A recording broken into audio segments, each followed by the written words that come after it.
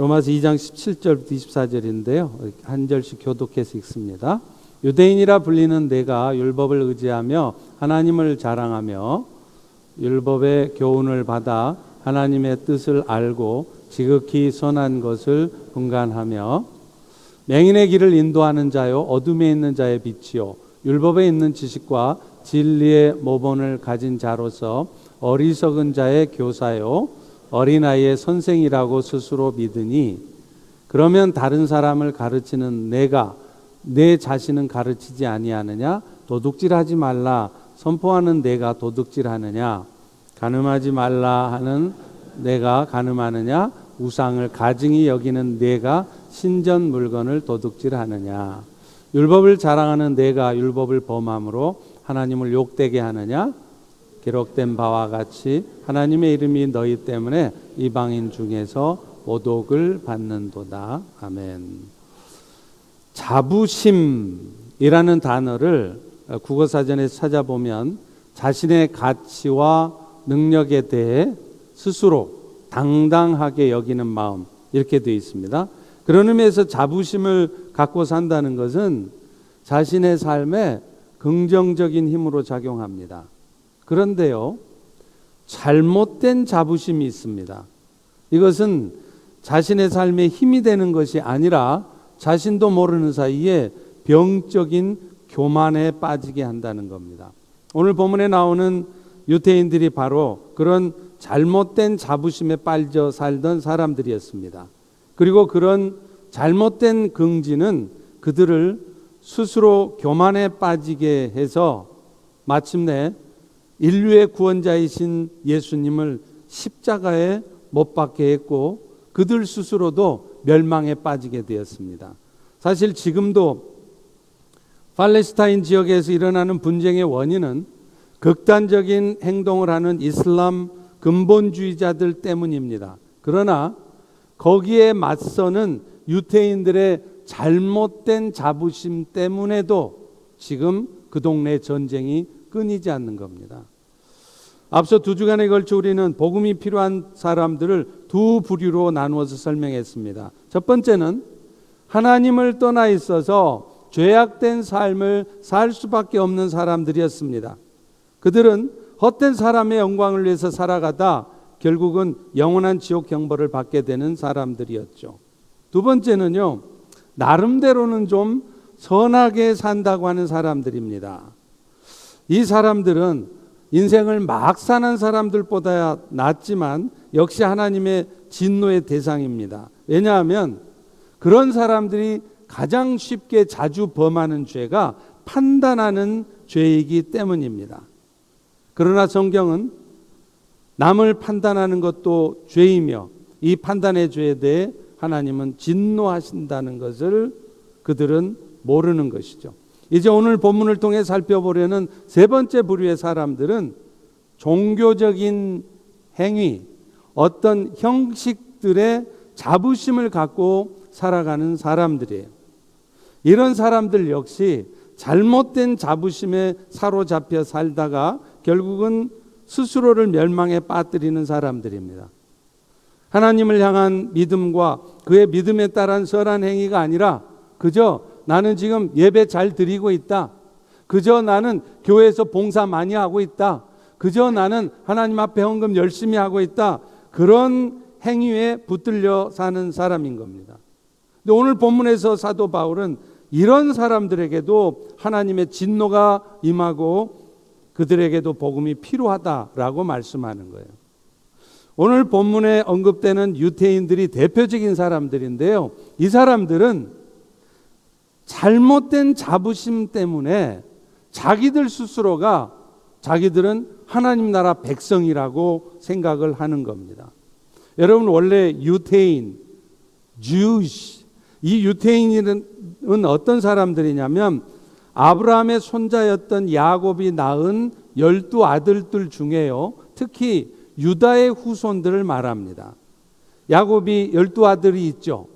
그 12아들이 12개 지파를 이루다가 그 중에 10지파가 중심이 돼서 북이스라엘을 만듭니다. 그런데 이 북이스라엘은 나중에 멸망하잖아요. 근데 나머지 두 지파, 유다 지파하고 베냐민 지파는 남유다를 만들었는데 그들은 멸망하지 않고 계속 자신들의 혈통을 유지했다는 거예요. 그래서 이들을 일컬어 유대인이라 부르는데, 당시의 유대인들은 자신들이 아브라함의 후손으로서 이스라엘의 혈통을 순수하게 유지했다, 이것에 대해서 대단한 자부심을 갖고 그것 때문에 자기들은 하나님의 나라의 백성이라고 생각을 했던 것입니다. 완전한 착각입니다. 그들이 자부심이 어떠했는가를 오늘 본문 17절부터 20절까지 이렇게 설명하고 있습니다. 유대인이라 칭하는 네가 율법을 의지하고 율법의 고운을 받아 하나님의 뜻을 알고 또 맹인의 길을 인도하며 어둠에 있는 자에 비치며 율법의 지식과 진리를 가지고 사람들을 가르치는 선생이라 스스로 믿고 있다는 거예요. 스스로 믿고 있다는 겁니다. 실제로 당시 유대인들은요, 자신들이 이방인들과는 달리 하나님의 선택을 받은 하나님 나라 백성이다, 소위 말해서 선민의식이라고 그러죠. 이런 특별한 생각을 가졌습니다. 그래서 이 사람들은요, 하루에 3번씩 자신들이 이방인으로 태어나지 않고 유대인으로 하나님 나라 백성으로 태어난 것을 감사했다는 거예요. 그래서 여러분, 지금도요, 유대인들이 머리에 빵떡 모자 같은 것을 쓰고 다니잖아요. 여러분, 유대인들이 왜 머리에 빵떡 모자를 쓰는 것 같아요? 그게 다 이유가 있습니다. 자기들은 선민이라는 거예요. 자기들만 하나님 나라 백성이다, 이것을 자랑스럽게 생각해서 그들은요, 심지어 전쟁통에도 철모 밑에다가, 이 바이바 밑에다가도 이 빵떡 모자를 꼭 쓰고 다녔어요. 그런데 유대인들이 가장 자랑스럽게 생각한 게 뭐냐면 자신들은 하나님의 말씀을 받은 자라는 거죠. 그들은 자신들이 하나님의 말씀을 받은 자들이라는 사실을 드러내기 위해서 무슨 짓을 하느냐면요, 심지어 이 율법의 말씀들을 아주 작은 글씨로 깨알같이 써가지고 작은 상자에 담아요. 그리고 그거를 이마에 달고 다닙니다. 손목에다가 붙이고 다녀요. 사실 성경에도 신명기 6장에 보면 그런 명령의 말씀이 있긴 해요. 이 말씀을 너는 마음에 새기고 자녀들에게 가르치기 위해서 네 손목에다가 메고 다녀라. 미간에 이마에다가 말씀을 붙이고 다녀라. 심지어는 집 문설주 문 입구 현관 문에다가 붙여놔라, 이렇게 말해요. 그런데 사실 하나님께서 지금 이스라엘 백성들한테 너희들 하나님 말씀을 이마에도 붙이고 손목에도 달고 다니고 문설주에도 붙이라고 명령하신 이유는 실제로 그렇게 하라는 얘기가 아니에요. 그만큼 하나님의 말씀을 소중하게 생각하고 늘 그 말씀을 기억하고 그 말씀대로 살라고 그렇게 한 겁니다. 저희 집에도 가보면요, 주방에 이 키친에 그 캐비넷에 하나님의 말씀이 쫙 붙어 있어요. 왜 그런 짓을 할까요? 항상 하나님의 말씀을 기억하도록, 잊지 않도록, 그래서 그 말씀대로 살려고 노력하는 차원에서 그 짓을 하는 겁니다. 지금 이스라엘도 그런 목적으로 그렇게 하라 그랬는데 이들은 말씀을 지키는 것은 지키지도 않으면서 이 문설주에 붙이고 이마에 붙이고 손목에 달고 다니는 것만 하고 있다는 거예요. 여러분 아세요? 이스라엘에 가보면요, 호텔마다 방 옆에 보면 문설주에 저런 상자 같은 것이 붙어 있어요. 다 붙어 있습니다. 그 안에 신명기 6장 말씀이 아주 깨알같이 써져서 그 안에 들어 있어요. 이 유대인들의 자부심은요, 18절에 가면 절정에 다다릅니다. 유대인들은 무슨 생각을 하냐면 자신들은 하나님의 율법을 받아서 하나님의 뜻을 알고 지극히 선한 것을 잘 분별하는 사람들이라는 거예요. 인간을 향한 하나님의 뜻을 알 수 있는 유일한 방법은 하나님께서 친히 계시해 주어야 됩니다. 그런데 이 유대인들은 자기들이 그 계시를 받은 사람들이라는 거예요. 율법을 받았기 때문에 자기들은 하나님의 뜻을 잘 알고 무엇이 옳고 그른지 선한 것인지를 잘 분별해내는 사람이라는 거예요. 그래서 마침내 무슨 말을 하느냐, 19절에 보시면 자기들은 맹인의 길을 인도하는 사람들이고 어둠에 있는 자들에게 빛을 비추어 주는 사람들이라는 겁니다.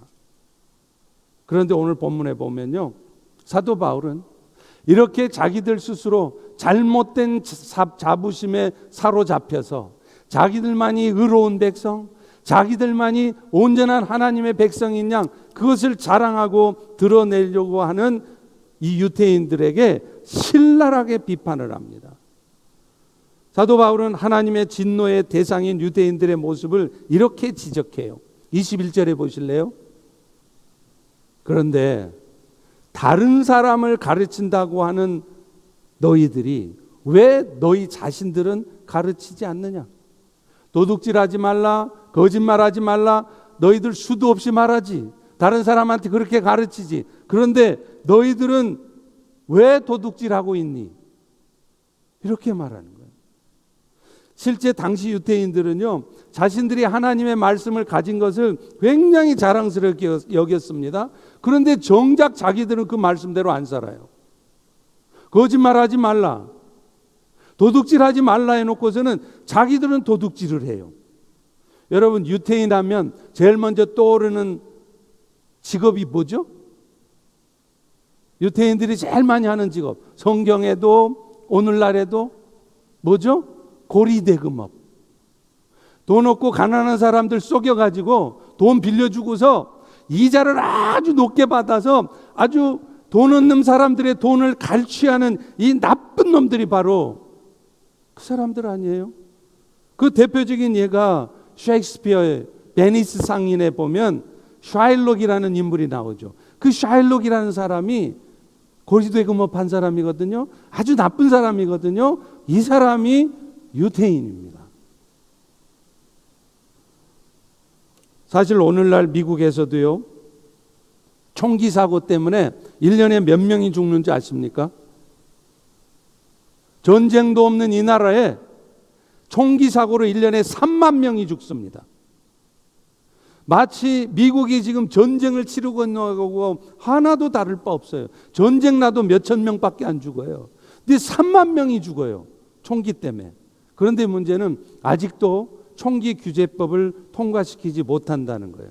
그 이유가 뭔지 아십니까? 총기류 사업을 하는 사람들의 대부분이 바로 유대인들이라는 거예요. 그래서 결국 유대인들은요, 겉으로는 하나님의 말씀을 지키는 척, 그래서 자기들이 세상의 사람들을 빛으로 인도하는 사람인 척, 그러면서 자신들은 도둑질하고 있는 거예요. 22절에 보면 간음에 대해서도 얘기합니다. 간음하지 말라 말하는 네가 간음하느냐. 여러분, 요한복음 8장에 보면 예수님 당시에 간음하던 여인이 현장에 붙들려서 오잖아요. 그 현장에서 간음한 여인을 붙들고 와서 돌로 치러 한 사람들이 누군지 아세요? 유대인들이에요. 그때 예수님이 뭐라 그럽니까? 너희들 중에 누구라도 죄 없는 사람이 돌을 던져라. 그런데 아무도 돌을 던질 수 없어요. 다 도망갔습니다. 이유가 뭐예요? 자기들이 죄인인 걸 알거든요. 왜냐하면 성경에서는 간음이라고 하는 것은 실제적인 성적인 관계를 가진 것만이 아니라 마음으로 음란한 마음을 갖기만 해도 이미 간음한 것이라 그렇게 말하고 있으니 그 성경 기준으로 보면 다 죄인인 거예요. 그러니 아무도 돌을 칠 수가 없었던 거죠. 22절 후반부에 보면요, 우상을 가증히 여기는 네가 신전 물건을 도둑질하느냐? 이 말이 무슨 말이냐면요, 이 유대인들은 직접 자기들이 우상 숭배는 안 합니다. 그런데 무슨 짓을 하느냐면 우상 신전에 바쳐졌던 물건들을 신전에 몰래 들어가서 도둑질을 하는 거예요. 도둑질을 해가지고 그것을 갖다가 시장에 나가서 이방인들에게 다시 되팔아요. 그러니까 자기들은 드러나게는 우상 숭배를 안 해요. 그런데 우상의 신전에서 물건 도둑질에다가 우상의 제물로 드리라고 시장에 갖다 내다 팔면 그게 뭡니까? 우상 숭배하고 우상 숭배를 하는 거하고 무슨 차이가 있어요? 그러니까 유대인들은 자기들은 우상 숭배 안 하는 척하면서 우상 숭배하지 말라 하면서 간접적으로 그 짓을 하고 있다 이 말이에요. 그래서 23절 24절에 바울은 유대인들에 대해서 이런 결론을 내립니다. 너희들은 율법을 자랑하지만 너희들이 율법을 범함으로 해서 하나님을 욕되게 한다는 거예요.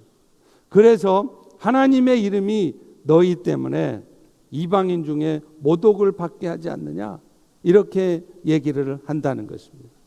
유대인들은 이렇게 율법을 지들이 갖고만 있었지 정작 그 율법을 온전히 지키지도 못해요. 그런데도 그들은요, 자기들이 아브라함의 혈통이라는 것을 증거하기 위해서 할례를 받습니다. 할례가 뭔지 아시죠? circumcision.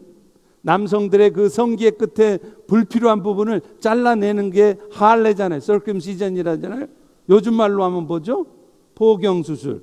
그죠? 이거를 한다는 거예요. 근데 왜 하느냐? 이것만 받으면 자기들은 하나님 나라 백성이라는 거예요.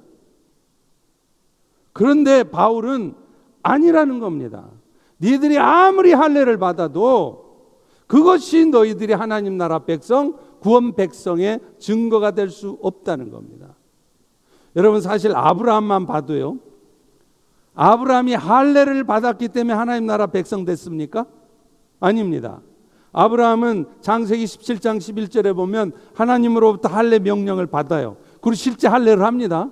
그런데 놀랍게요, 그보다 앞서 2장 전에, 2 chapter 전에 창세기 15장 6절에 보면 아브라함이 여호와를 믿으니, 창세기 15장 6절이요, 아브라함이 여호와를 믿으니 여호와께서 이를 그의 의로 여기셨다, 이렇게 말하고 있다는 거예요.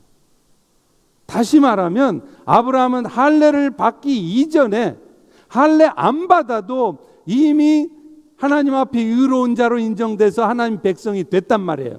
근데 그 근거가 뭐냐? 할례 때문이 아니라는 겁니다. 여호와 하나님을 믿었기 때문에 그 믿음으로 하나님 나라 백성 됐다는 겁니다.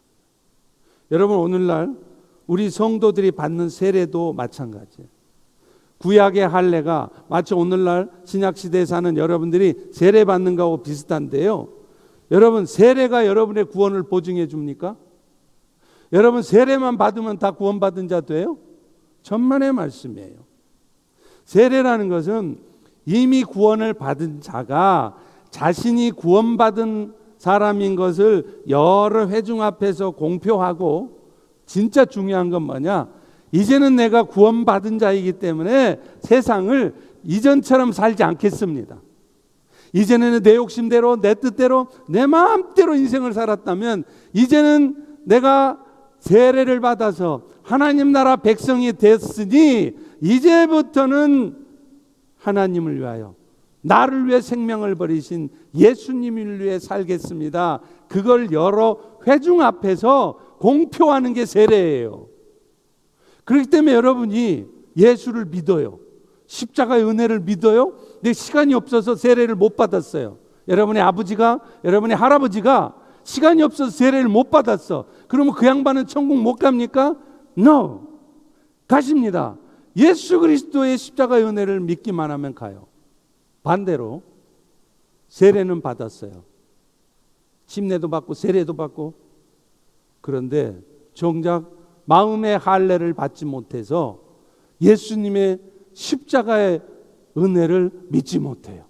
자기가 죄인이라는 걸 인정 못해요. 나만큼만 살아봐. 내가 세상을 얼마나 착하게 살았는데, 근데 내가 무슨 죄인이야? 왜 내가 예수님의 십자가의 은혜가 필요해? 그렇게 생각하는 사람은 세례 아니라 세례 할아버지를 봐줘도 그는 구원 백성이 아니라는 겁니다. 그래서 바울은요, 분명히 말합니다. 세례를 받았는가 받지 않았는가가 언약 백성이 되고 안 되고를 결정하는 것이 아니라 진정한 할례라고 하는 것은 성령을 통해서 마음에 하는 것이라는 거예요. 성령을 통해 마음이 찢어져야 된다는 거예요. 그래서 성령을 통해 마음이 찢어지니까 내가 하나님 앞에 정말 죄인이라는 것이 느껴지고 알아지고, 그래서 나에게는 오직 예수님의 십자가의 은혜가 아니면 나에게는 길이 없다는 것을 인정하는 거예요. 그래서 예수님, 나를 위해 죽어주신 예수님, 당신의 은혜가 너무나 고맙고 감사합니다. 이제부터는 내 뜻대로 안 살겠습니다. 당신을 위해 살겠습니다. 그 영원한 생명 주신 그 은혜가 고맙고 감사해서 당신을 위해 살겠습니다. 이게 마음의 할례예요. 이 마음의 할례가 없으면 세례, 할례, 백날 받아봐야 아무 소용없다는 거예요. 이게 지금 바울의 얘기입니다. 오늘날 교회 안에는요, 불행하게도 교회를 오랫동안 다녔다고 내가 모태신앙이야. 여러분, 이 모태신앙이라는 말처럼 논리적으로 모순이 있는 말이 없어요. 생각해 보세요. 모태신앙이 그 말 그대로 하면 무슨 말이에요? 내가 엄마 뱃속에 있을 때부터 신앙이 있다는 거 아니에요? 아니, 엄마 뱃속에 있는데 무슨 신앙이 있어요? 모태신앙이라는 거는 그냥 엄마가 예수 믿는 사람이어서 어렸을 적부터 엄마 손 붙잡고 교회 당겼다는 것이지, 엄마가 예수 믿어 구원받은 백성이라고 그래서 그 엄마 뱃속에 있던 나까지 구원 백성이 되는 게 아니란 말이에요. 그러므로 모태신앙이라는 말 앞으로는 다시는 하지 마십시오. 완전히 논리적으로 모순된 가짜입니다. 모태신앙이라는 것은 있을 수가 없는 거예요. 차라리 모태가 아니라 모태신앙이라고 하시던지. 뭐만 시키면 아이고 목사님 제가요 요즘 바빴어요. 뭐 좀 하시죠. 아이고 목사님 아시잖아요. 제가 요즘 건강이 좀 안 좋아서요.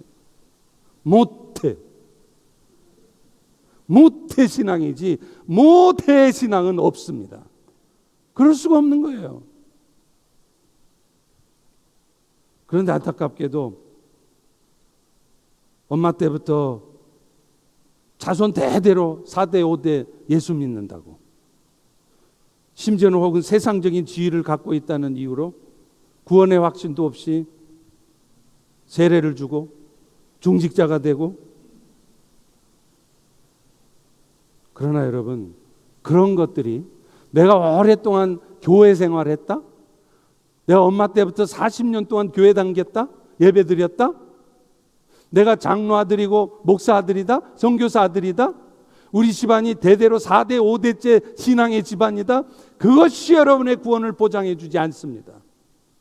목사들도요, 예수 안 믿어서 영원한 지옥 경벌 갈 사람들이 수두룩벅적이에요. 성령의 역사로 말미암는 마음의 할례를 받아서 내가 죄인인 것이 인정되어지고, 이 나같이 죄질 생각밖에 하는 나를 위해 예수님이 대신 십자가에 죽어주심으로 내 죄가 용서되어졌음을 믿는 사람, 그래서 겸손하게 그 십자가의 은혜가 감사해서 오늘 또 이 예배 자리에 나와 있는 분들이 구원 백성이고 마음의 할례를 받은 사람이고, 그런 분들이 진짜 자부심을 갖고 사는 사람들이에요. 나머지는 다 가짜입니다. 그런데 또 하나 중요한 사실은요, 두 번째, 이 마음의 할례를 받았다면 그런 분들은 실제로 반드시 삶의 신앙의 행위들이 나타나게 되어 있다는 거예요. 내가 신앙적 행위를 하고 있기 때문에 내가 구원받은 거 아닙니다. 하지만 마음의 할례를 받아서 진정으로 구원 백성이 됐잖아요. 그러면 그의 삶에는 반드시 신앙적인 행위가 나타나게 되어 있어요. 저 마음의 할례 받았어요, 목사님. 마음의 할례를 받았다고 하는데 그 삶을 보면 순종의 삶이 아니에요. 맨날 자기 욕심대로 살아요. 자기 뜻대로만 살아요. 그래서 자기 뜻대로 안 되면 불평하고 원망하고 나중에는 하나님까지 원망하면서 이런 놈의 신앙생활을 뭐 때문에 하느냐고 교회를 떠나고 하나님을 떠나요.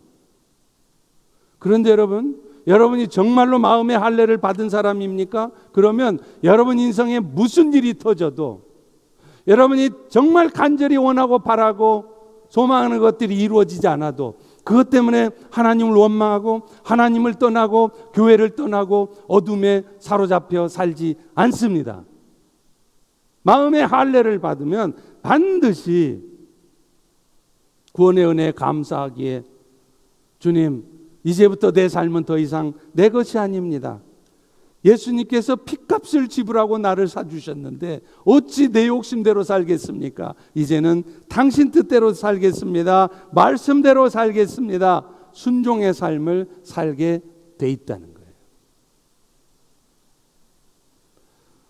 야고보서 2장 17절 18절에 이렇게 말합니다. 행함이 없는 믿음은 그 자체가 죽은 것이라. 다 같이 18절 한번 읽어봅니다. 스크린 보시면서 시작. 어떤 사람은 말하기를 너는 믿음이 있고 나는 행함이 있으니 행함이 없는 너의 믿음을 내게 보여봐라. 나는 행함으로 나의 믿음을 너한테 보여줄게. 여러분은 뭘로 여러분 안에 믿음이 있다는 걸 보여주실래요? 뭐가 여러분이 믿음이 있다는 증거입니까?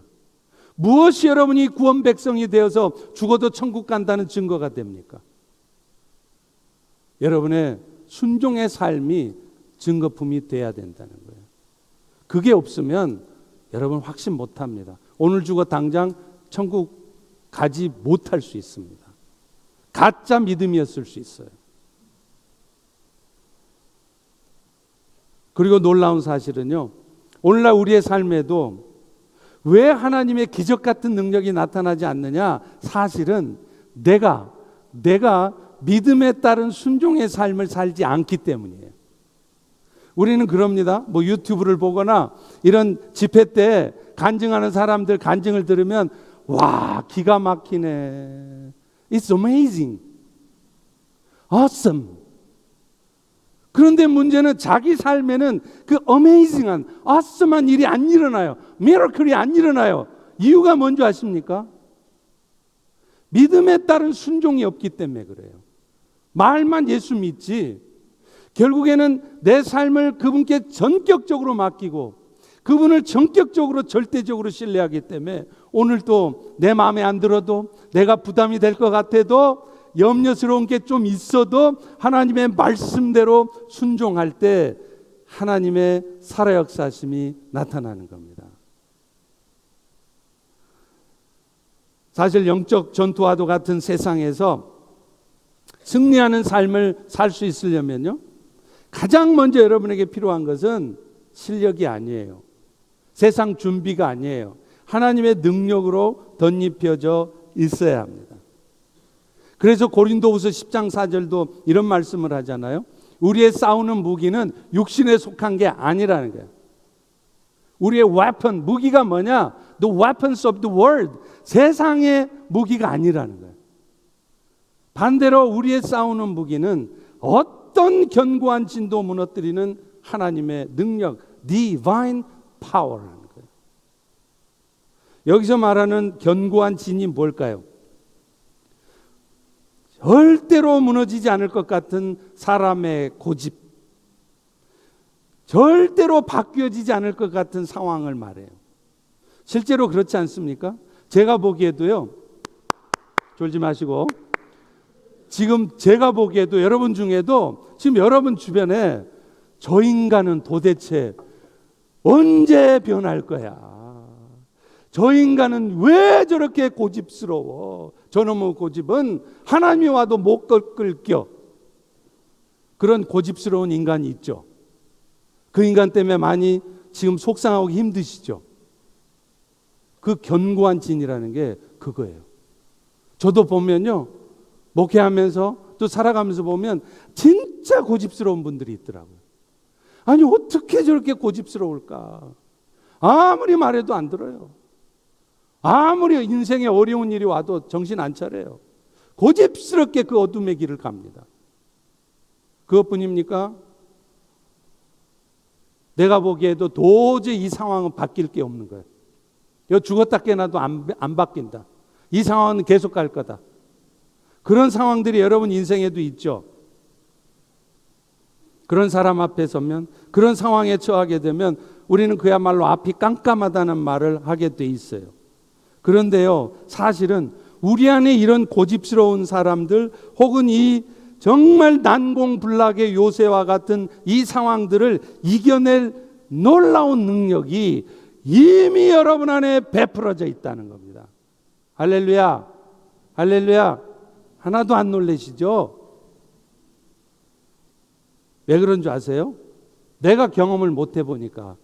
그건 성경 말씀이고 견고한 진을 무너뜨리고 도저히 바뀌지 않을 것 같은 상황을 바꾸는 능력이 내 안에 있다고 거짓말 마시오. 나는 그런 상황을 경험해 본 적이 없어. 여러분 지금 그렇게 얘기하고 있잖아요. 그러니 아멘을 안 하시는 거예요. 근데 여러분 아십니까? 왜 우리 인생에는 이런 일들이 있지 않느냐는 거예요. 안타깝게도 우리는 그 능력의 존재를 알지 못하거나 경험해 보지 못하니까 맨날 우리 마음을 어둡게 하는 상황이 벌어지면 그것 때문에 무너져서 예수 믿는 거는 다 날아가고 왜 내 인생에는 이런 일만 터지냐고, 하나님이 살아계시다면 왜 내 인생은 이렇게 어둠만을 치닫느냐고 불평하고 원망하고 그 어둠에 사로잡혀 사는 거예요. 그래서 여러분 아십니까? 사도 바울도요, 성도들을 위해서 기도하는데 그 기도의 내용이 뭔지 아세요? 서신서 어디를 봐도 바울이 하나님, 우리 에베소 교회 성도들, 우리 그 고마운 빌립보 교회 성도들 건강하게 해주시고 그들이 하는 사업마다 대박나게 하옵소서. 그렇게 성경에 기록되어 있습니까? 성경 어디를 봐도 바울은 성도들을 위해서 그렇게 기도하지 않아요. 바울이 기도하는 내용이 뭐냐면 줄깃하게 하나님께서 성도들 안에 이미 베풀어 두신 지극히 크고 놀라운 그 능력을 자신들도 알게 해 주십시오. 그래서 저들도 그 견고한 고집스러운 인간들을 꺾을 수 있는 힘이, 도저히 바뀌지 않을 것 같은 그 상황을 뒤집어 풀 수 있는 힘이 저들 안에도 있다는 것을 제발 저들이 영적 눈을 떠서 알게 해달라고 그렇게 기도해요. 여러분, 저도 사실 여러분을 위해서 그렇게 기도합니다. 간혹 어떤 성도님이 이런 기도를 부탁을 해요. 목사님, 제가 이번에 비즈니스를 새로 시작하는데 비즈니스 대박나게 해주세요. 그러면 저는 그 기도를 할까요? 안 할까요? 할까요? 안 할까요? 기도는 해요. 그렇게 기도 안 합니다. 하나님, 그 비즈니스가 대박이 아니라 쪽박을 차도 그것 때문에 오히려 우리 안에 베풀어 두신 지극히 크신 능력이 어떤 것인지를 확실히 알게 해 주십시오. 그래서 그 성도가 비즈니스가 잘 되든 안 되든 상관없이 능력의 역사를 경험하며 살아가게 하옵소서. 저 그렇게 기도합니다. 여러분이 기도 부탁한 대로 그대로 기도 안 해요. 왠지 아세요? 그렇게 해봐야 응답 안 될 걸 너무나 잘 알거든요. 여러분이 오늘 또 비즈니스 잘 되게 해달라고 기도를 안 해서 오늘 여러분의 비즈니스가 그렇게 돼 있나요? 기도하셨잖아요. 안 되잖아요. 이유가 뭐냐면 그거라는 거예요. 그래서 하나님은 때로 우리에게 육신의 질병을 주시기도 하고요, 여러분의 비즈니스가 정말 생각처럼 안 되게 하시기도 하고요, 심지어는 일 잘하고 있는데 하루아침에 직장에서 레이오프 당하기도 하세요. 이유가 뭐냐면 그거예요. 그거. 네 안에 이미 베풀어 두신 능력이 얼마나 엄청난 것인지를 네가 경험해봐라. 그래서 쪽박 차서 아무것도 못할 것 같은 상황에서 실제로 하나님이 역사하시는 것을 경험하라는 것입니다.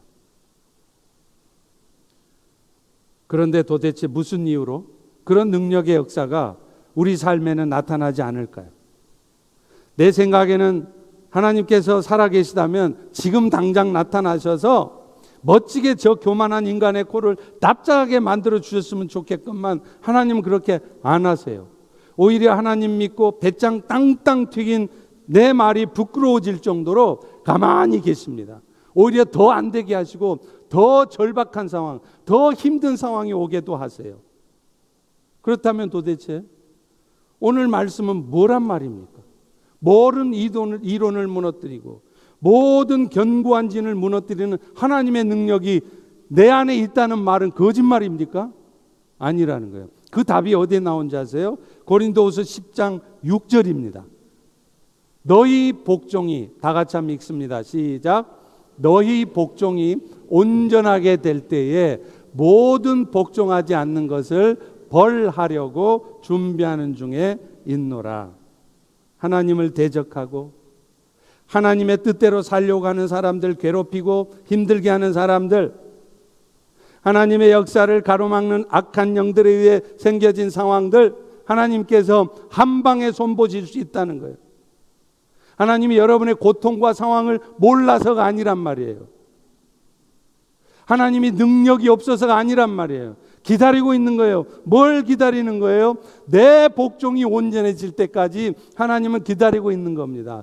따라서 하나님께서 나서지 않는 이유는 사실은 나 때문일 수 있습니다. 내가 아직 온전한 순종의 삶을 살지 않기 때문이에요. 맨날 남탓만 하고 자신은 돌아보지 않기 때문입니다.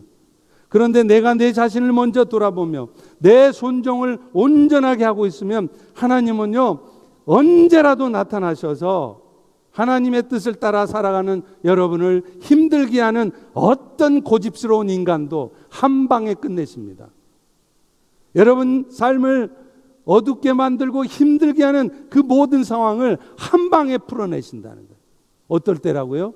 여러분이 하나님 앞에 나를 내려놓고 나를 치고 내 복종을 온전하게 한다. 지금도 이 자리에 앉아 계십니다마는 지난 주간 제가 어느 성도님 댁을 신방하러 갔는데요, 은혜 끼치려고 갔다가 제가 오히려 은혜를 듬뿍 받고 왔어요. 그 가족 구성원들이 육체적인 연약함 때문에 힘든 시간을 거쳐왔다는 걸 제가 잘 알고 있었습니다. 그런데 막상 그 자세한 얘기를 들으니까 가만히 들을 수가 없어요. 눈에서 눈물이 저절로 나더라고요. 이렇게 힘든 시간들을 견디고 오셨구나. 그런데 그 가운데 놀라운 하나님의 은혜들을 간증하시는 거예요. 아내 되시는 분은 불치병, 난치병, 현대의학으로는 좀처럼 고치기 힘든 병으로 10년 넘게 고생하고 계시고, 자녀들도 여러 가지 이유로 힘든 상황이 계속되어서 그야말로 겹치기, 설상가상의 고통 가운데 있던 분이에요.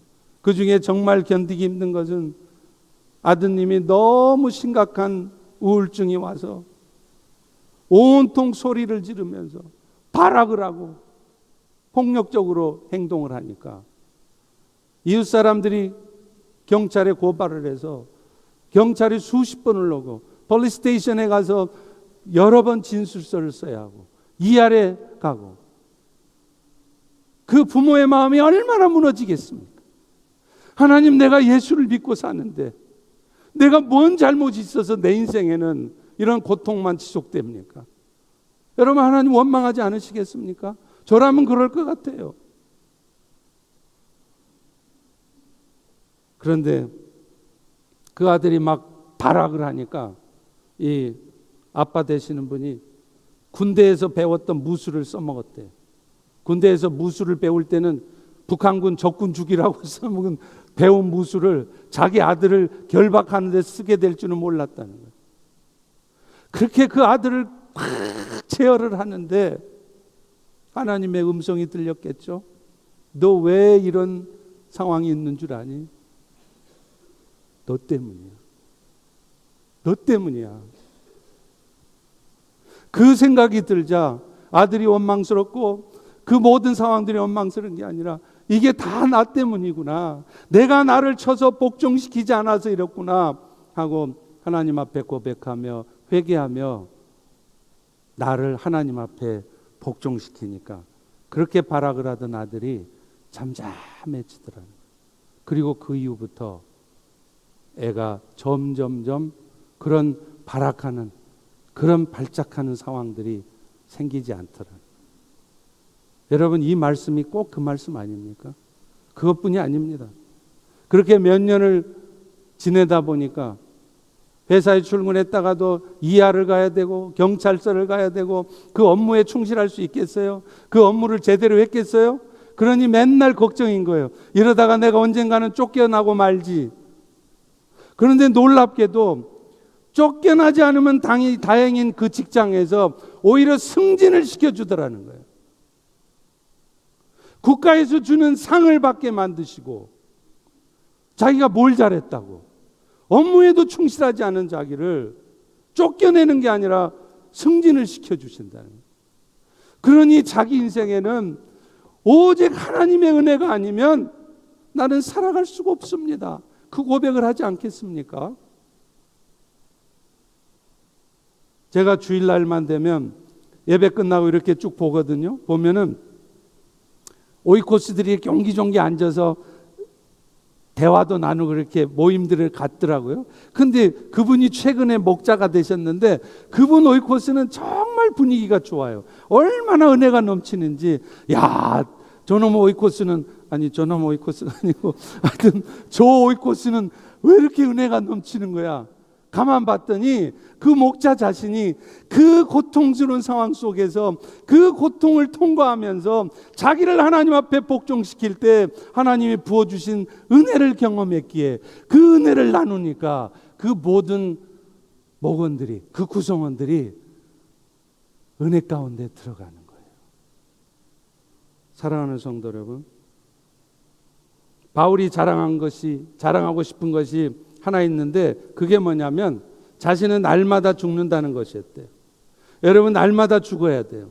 내가 죽으면 일이 다 돼요. 자꾸 내가 나서니까 일이 안 됩니다. 더 복잡해집니다. 가만히 내 복종을 온전하게 하고 있으면 다 돼요. 사실 우리 인생 망하는 것이 대부분 나서다 망하는 겁니다. 모세도 혈기 못 참고 나서다가 결국은 가나안 땅에 못 들어갔지 않습니까? 우리는 종종 그런 말을 해요. 도대체 저 인간은 답이 없다는 거예요. 그런데 사실은요, 답이 없는 것이 아니라 답은 분명히 있는데 그 답을 못 찾고 있는 것입니다. 저 답 없는 인간도 답을 찾으면 답 있는 인간이 돼요. 그렇다면 저 답 없는 인간이 어떻게 답을 찾을 수 있습니까? 그것은 내 복종을 온전하게 하고 있으면 놀랍게도 그 사람이 인생의 답을 찾는다는 거예요. 놀랍지 않습니까? 어떤 견고한 진도 무너뜨리신다는 하나님의 역사가 내 삶에 나타나지 않는 이유는 저 답이 없는 인간이 오늘 또 변함없이 있는 이유는 어쩌면 여러분 안에 있을 수 있다는 겁니다. 하나님을 대적하는 논리들을 깨부셔 주시지 않는 이유가 아직도 여러분이 깨우치지 않은 진리가 있기 때문인 줄 모른다는 거예요. 사랑하는 성도 여러분, 하나님의 절대 주권을 드러내는 방법은 내가 절대적인 하나님 앞에 절대적인 순종을 하는 것입니다. 그럴 때 하나님 스스로 당신의 절대 주권을 나타내실 것입니다. 하나님 아는 것을 대적하는 것들, 여러분의 힘으로는 저 인간이 언제 좀 꺾여지나, 저 인간이 언제 내 인생에 사라지나, 그랬던 사람들이 꺾여지고 여러분의 마음을 두렵게 만들고 속상하게 했던 그 모든 상황들이 무너뜨려지는 그 일이 바로 여러분 자신을 하나님 앞에 온전하게 드려서 여러분의 복종이 온전해질 때 그 일이 일어나게 될 것입니다. 나의 복종을 온전케 함으로 그 은혜를 맛보는 우리 모두가 되기를 주의 이름으로 축원합니다. 기도하겠습니다. 하나님, 오늘 또 하나님의 말씀을 통해 우리에게 말씀해 주시니 참으로 감사합니다. 그렇습니다. 우리 모두는 참으로 연약한 자입니다. 부족한 자입니다. 그러나 우리 안에 이미 능력으로 역사하시는 주님이 일하고 계신데 내 복종이 온전하지 않아서, 내가 하나님 앞에 나를 내려놓지 않고 나를 버리지 않아서, 나를 쳐서 복종시키지 않아서 이런 일들이 있음을 알게 하셨사오니 이제 무엇보다도 바깥을 탓하고 다른 사람을 탓하는 것이 아니라 내가 나를 쳐서 복종할 때 놀라운 능력 역사를 경험하게 주시옵소서. 예수님 이름으로 기도합니다. 아멘. 우리